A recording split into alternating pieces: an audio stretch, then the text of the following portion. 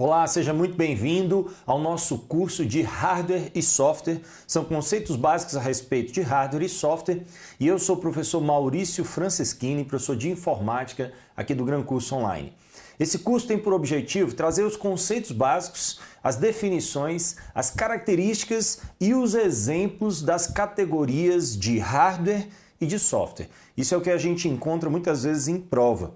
E nós vamos começar então lá na tela falando então sobre essa definição, essa distinção. Você tem aí na tela hardware versus software. É muito mais do que aquela brincadeirinha que as pessoas dizem: o hardware é aquilo que você chuta e o software é aquilo que você xinga. Não, tem muito mais conceitos a respeito disso, questões um pouco até mesmo complexas a respeito desse assunto. E nós vamos falar um pouquinho sobre o que é hardware. Ora, o hardware é a parte física de um sistema computacional. Isso mesmo. Assim como nós temos o nosso corpo físico, então, você está vendo aí, né? O corpo aí na tela, nós temos essa parte física e material nossa, o computador também tem. Olha lá na tela, você tem aí o seguinte: no computador, nós temos o seu gabinete, que é a parte física que armazena aí todos os componentes dele, né? E você tem esse gabinete. As pessoas às vezes chamam isso de CPU erradamente, né? Eu quero que você se acostume, CPU não é o gabinete. CPU vai ser uma pecinha que tem aqui dentro do gabinete, tá? A gente vai comentar a respeito disso, mas o fato é que a nossa parte física é o nosso corpo e a parte física do computador é o hardware. Muito bem, e aí é importante a gente saber os principais tipos de hardware que existem. Afinal de contas, esses tipos de hardware costumam cair em prova, algumas características a respeito deles, e nós vamos ver agora quais são esses tipos de hardware. Olha lá na tela, nós temos o seguinte: o primeiro deles é o mainframe. Mainframe, você está vendo um enorme computador, é um computador de grande porte, ele não é um computador comum, não é um computador pessoal, é um computador voltado para as grandes corporações, para as grandes indústrias, para bancos, para atender uma quantidade enorme de requisições de usuários em rede. Então os mainframes, eles são computadores que não são muito típicos, né? Eles são computadores atípicos. Ele tem uma arquitetura diferente, ele tem toda uma componentização diferente de hardware, né? Então toda a estrutura dele é muito diferente dos computadores que nós estamos acostumados. E isso aqui foi feito exatamente para as grandes indústrias, grandes corporações, para atender requisições de inúmeros usuários. Mas nós temos, então, a indústria que se voltou para o usuário final. Então nós temos aí o próximo tipo de computador, e que é o PC, o Personal Computer, o computador pessoal. O computador pessoal, ele é voltado para usuários finais. E a gente tem o computador que é desktop, que é esse computador que você está vendo aí, o gabinete, que você coloca em cima da mesa, né? Ele é voltado então para usar de maneira fixa na mesa, né? E esses computadores é uma arquitetura bem característica, que tem os seus componentes CPU, né? Que é o processador, a memória ROM, a memória RAM, discos de armazenamento e assim por diante. Os componentes desse computador são os seguintes: nós temos a CPU, que é o processador, é a unidade central de processamento, por isso esse nome, Central Process Unit. Ela é o nosso processador, é o cérebro do computador, é o principal componente. Afinal de contas, o computador, né, se chama computador porque ele é algo que computa, algo que calcula. E a peça-chave que faz o cálculo no computador é o processador. É ele que faz os cálculos. Por isso ele é a parte principal, a parte central de um computador. Mas nós temos também outros componentes importantes que você precisa saber. Olha lá na tela. Nós temos aí a memória cache. Memória cache é uma memória intermediária entre a memória RAM e a CPU. Veja, a memória cache é uma memória de processamento. É uma memória que, inclusive, ela fica interna no processador, na CPU, e ela é usada, então, para processar dados.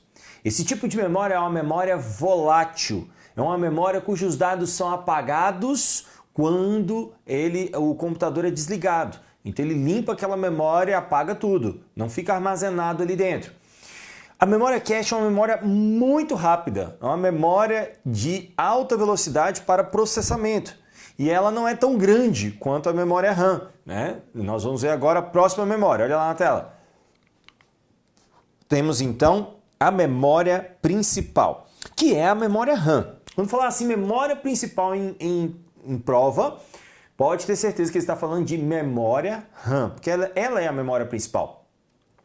Você tem algumas características, ela também é usada, olha lá na tela, usada para processamento e assim como a memória cache, ela também é uma memória volátil, tá? Só que ela é muito maior do que a memória cache. Nós temos aí, né, computadores pessoais que você compra no mercado, compra nas lojas com 8 GB de memória RAM, sendo que a capacidade da memória cache é muito menor, né? Nós temos aí capacidade de 512, nós temos capacidade de 1 GB de memória RAM ou de memória cache, mas quando fala em memória RAM é uma memória muito maior, mas também é uma memória volátil, também é uma memória apenas de processamento. Então veja só, quando a gente fala da memória RAM e da memória cache, principal característica dessas duas memórias. Em primeiro lugar, elas são usadas para processamento.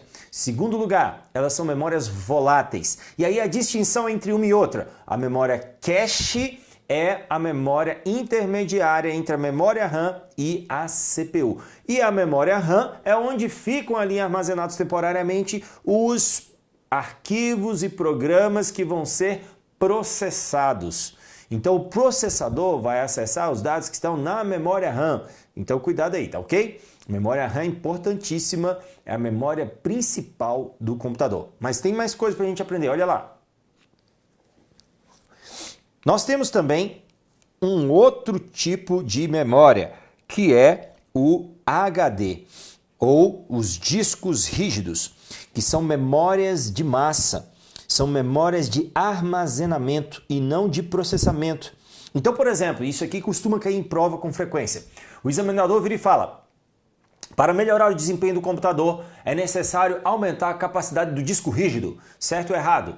A questão está errada. Por que está errada? Porque para melhorar o desempenho do computador, você não aumenta o disco rígido, você aumenta a memória RAM, você melhora o processador, você melhora o processamento.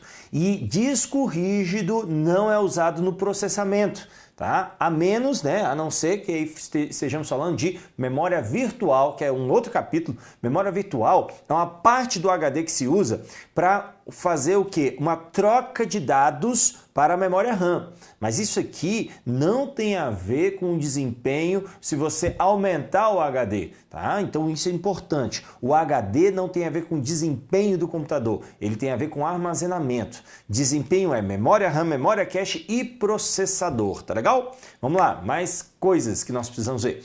Só uma observação, o disco rígido, você tá vendo aí? Por que ele é chamado rígido? Porque ele tinha esses pratos de metais aqui, tá? Pratos de metal. Por isso que ele era rígido, prato de metal. Só que hoje em dia a tecnologia tem evoluído bastante e eles criaram uma nova tecnologia de discos, que são os SSDs. São os disco de estado sólido, tá? Solid State Drive, disco de estado sólido. Qual é a característica marcante nesse disco? É que ele usa memória flash. É a mesma memória do pendrive. Então ele não tem mais esses pratos aqui, ele tem os chips de memória flash. E aí ele traz o quê? Melhor desempenho, muito mais rápido. Ele traz mais durabilidade, mais resistente. Ele não danifica facilmente como um HD. O HD, qualquer pancadinha, ele é danificado. E uma outra característica importante, que ele economiza muito mais energia. Então no notebook você usar um SSD é ótimo em questão de bateria, porque ele consome menos energia, muito menos energia, né? Eu acho que é em torno de 1/4 da energia de um HD normal. Então, olha só a vantagem. E a tecnologia está evoluindo e os novos notebooks estão vindo aí com esse SSD substituindo os antigos HDs, tá legal? Vamos lá, mais coisas. Então a característica marcante dessa memória é que ela é não volátil. É uma memória que a gente chama persistente. Tá? Memória persistente. Uma memória, então, persistente. Ou seja, os dados não são apagados quando você desliga o computador. Os dados ficam lá armazenados. Muito bem. E uma outra memória que nós temos, importantíssima essa memória aqui também, é a memória ROM. Ela chama ROM porque é Read Only Memory, ou seja, memória somente leitura. Aqui nós não armazenamos dados nessa memória. O usuário não salva arquivos nessa memória. O usuário não usa essa memória. Isso aqui, ela é gravada de fábrica. Gravada de fábrica. E para que serve essa memória ROM lá no computador? Porque o fabricante do computador, ele tem que colocar alguns dados e alguns sistemas de controle da placa-mãe. E ele coloca isso lá na placa-mãe. E ali dentro, então, ficam armazenados alguns componentes de software, que são chamados firmwares. Olha lá na tela. São os firmwares.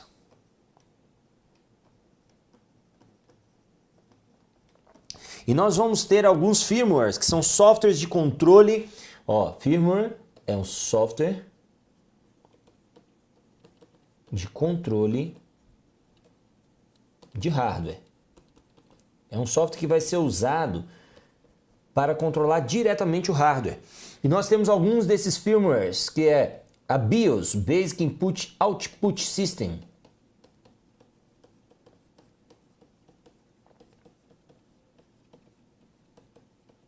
Esse sistema faz o carregamento do sistema operacional, a inicialização do sistema.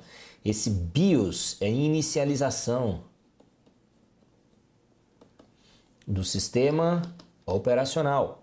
Nós temos o POST, Power On Self Test.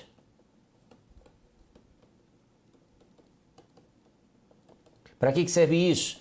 Ele faz a verificação, ele faz um check-up de hardware. Ele verifica se você tem o hardware necessário para inicializar o computador. E temos o setup, que é o sistema de configuração da placa-mãe. Então são alguns firmwares que existem lá, já vem gravado de fábrica, o usuário não vai gravar nada ali, tá? E muitas vezes, pelo BIOS ser um firmware muito importante, eles costumam chamar memória ROM de BIOS. Então cuidado, olha aqui, memória ROM é memória ROM. BIOS é um firmware que está lá dentro da memória ROM. Então você tem que entender que popularmente as pessoas chamam a memória ROM hoje em dia de BIOS. Ah, então fica lá na BIOS, na inicialização, lá na memória ROM, né? Então é comum, popularmente, as pessoas chamarem hoje em dia a ROM de BIOS. Então quando falar tá na BIOS, é porque tá falando tá na ROM, tá bom? Então quando falar isso, tá na BIOS, é porque tá falando da ROM. Joia? Vamos lá, continuando. Então, quando você liga o computador, tá? A partir do momento que você aperta o botão para ligar o computador, o que acontece? O processador busca na memória ROM o sistema BIOS para fazer, então, a inicialização do sistema. Claro que antes disso ele usa o POST, né? Ok? Ele vai usar o POST para fazer a verificação e depois ele o chama a BIOS. O BIOS, então, carrega o sistema operacional que está lá no HD. O HD está gravado lá, o sistema operacional foi instalado lá e tudo mais. Esse sistema operacional é carregado para a memória RAM, memória principal, e é então uma parte dele, né? Algumas partes vão sendo colocadas então na memória cache e por fim é processado pela CPU. E toda vez que você abre um arquivo Toda vez que você inicializa um programa, sempre acontece isso. Olha lá, onde o programa está? O programa está aqui, tá? Está gravado, instalado no HD. Você clica nele para ser executado. O que vai acontecer? Ele vai ser carregado para a memória RAM, depois carregado para a memória cache, depois processado pela CPU. Você clica num arquivo que está lá, o que acontece? Mesma coisa, memória RAM, memória cache, CPU. É sempre assim que acontece, tá? Toda vez que você abre algum arquivo, abre algum programa, inicializa um programa, é sempre essa história. Se estiver no pendrive, memória RAM, memória cache, CPU. É sempre assim que acontece, tá legal? Muito bem. E aí vamos continuar vendo os tipos de hardware que nós temos. Olha lá, mais alguns tipos de hardware que são os computadores portáteis. O computador portátil, ele tem o foco na mobilidade e nós tivemos aí algumas gerações desses computadores portáteis, como notebook, netbook, ultrabook, e nós temos hoje os ultrabooks fantásticos aí com a sua arquitetura extremamente slim, né, super fina, super moderna e com a capacidade de processamento gigantesca. São computadores muito potentes. Temos os tablets. Os tablets são dispositivos com tela touchscreen, né, sensíveis ao toque, e eles são, na verdade, mini computadores de mão. Você tem aí exatamente uma arquitetura de um computador, de uma forma um pouquinho mais sintetizada, possuindo então CPU, memória ROM e até mesmo sistemas operacionais instalados neles. Então são verdadeiros computadores de mão. E temos aí alguns nomes como iPad, Galaxy Note, Google Nexus, o Kindle da Amazon, que são exemplos de tablets. Temos também os smartphones, são os telefones inteligentes. Esses telefones aí, assim como os tablets, também possuem CPU, memória e sistemas operacionais, né? Temos aí os iPhones, as gerações dos Galaxies aí da vida, da Samsung, né? Tem cada hora um número novo, uma coisa mais avançada. E são importantes aí esses modelos. Você tem que saber que iPhone é da Apple, Galaxy, Samsung, que isso aqui ele está falando que é smartphone. Se ele falar iPad, ele está falando que é um tablet, tá? Tem gente que acha que não, tablet é uma coisa, iPad é outra. Não, você tem um tablet? Não, eu não tenho um tablet, eu tenho um iPad. Não existe isso. Eu não tenho... O iPad é um tablet, tá? Só que é um modelo, assim como o Galaxy Note lá, ele tem um modelo, o Kindle é um modelo e assim por diante, tá bom? Vamos lá. Nós temos agora os periféricos. Periféricos são dispositivos que não são centrais. Isso chama periférico. Quem é central? Central é a CPU. Né? CPU é a central. Central Process Unit. Unidade central de processamento. E esses periféricos são hardwares que auxiliam no processamento. E esses hardwares, eles podem estar aqui dentro do gabinete ou podem estar fora do gabinete. Então é fácil a gente identificar um periférico quando ele está fora. O teclado, a impressora, o mouse. Agora, tem também periféricos que estão lá dentro. Alguns componentes são periféricos que estão dentro do gabinete lá do computador. E qual é o objetivo aqui agora? Esses periféricos são extremamente importantes e eles precisam de uma atenção especial. Nós temos aqui nesses periféricos o seguinte, nós vamos ver as categorias, 3 categorias que nós vamos ver. Existem os periféricos de entrada, somente entrada, os periféricos de saída, somente saída, e os periféricos de entrada e saída. Então, que conjugam as duas funções. Então nós vamos classificar isso agora. Olha lá na tela, temos primeiro o dispositivo de entrada. São periféricos que enviam dados à CPU. Veja bem, a CPU fica esperando os dados chegarem para ela processá-los. Então o que acontece? Eu preciso fazer com que os dados cheguem até a CPU. Tudo bem, e como é que eu faço com que esses dados cheguem até a CPU? Eu uso dispositivos de entrada. São dispositivos que vão fazer com que os dados sejam enviados lá para a CPU. Então veja só, nós temos aqui os seguintes dispositivos de entrada. Olha lá. Então você viu o que é o dispositivo de entrada e agora nós vamos ver exemplos de dispositivos de entrada, que são periféricos que enviam dados à CPU. Temos aí o teclado, você pressiona a tecla, ele envia aquele caractere lá para o processador. Temos o mouse, você clica e ele envia aquele comando para o processador. Temos o scanner, que digitaliza a imagem e envia para o processador. O webcam captura a imagem e envia para o processador. Microfone captura o áudio e envia para o processador.